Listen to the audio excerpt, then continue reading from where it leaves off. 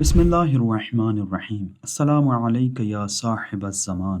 दोस्तों, खुश आमदीद करता हूँ आपका इस चैनल पर। और आज का जो रोज़मर्रा ज़िंदगी का फ़िक़ही मसला है जो मुआशरे में इस वक्त बहुत ज़्यादा पूछा जा रहा है, वो ये है कि अगर आप बावुज़ू ना हों तो क्या आइम्मा अतहार और अम्बिया अलैहिमुस्सलाम के नामों को छूना जायज़ है?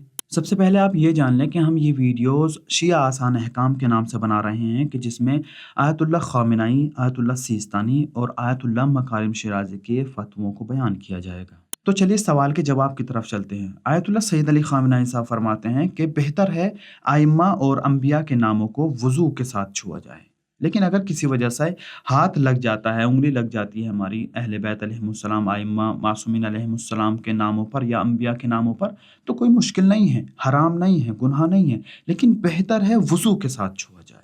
वहीं आयतुल्लाह सैयद अली सिस्तानी साहब का जवाब भी रहबर की तरह है कि एहतियात मुस्तहब ये है कि वज़ू के साथ छुआ जाए, लेकिन अगर किसी वजह से छुआ जाए, मसलन छू लिया जाए, तो कोई हराम या गुनाह नहीं है। लेकिन आयतुल्लाह मकारिम शिराज़ी साहब फरमाते हैं कि आइम्मा मासूमीन अलैहिमुस्सलाम के नामों को बग़ैर वज़ू छूना हराम है, लेकिन अम्बिया के नामों को बग़ैर वज़ू ना छुआ जाए। एहतियात वाजिब की सूरत उन्होंने रखी है और एहतियात वाजिब रख कर ये कहा है कि एहतियात वाजिब है कि अम्बिया के नामों को भी बग़ैर वज़ू के छूना हराम है। दोस्तों, ये था आज का मसला और मैं तीनों आयतुल्लाह के फ़तवों की जो रेफ़रेंस है वो मैं आपको डिस्क्रिप्शन में दे दूँगा, तो वहाँ से आप चेकआउट कर सकते हैं। वस्सलामु अलैकुम व रहमतुल्लाहि व बरकातुहू।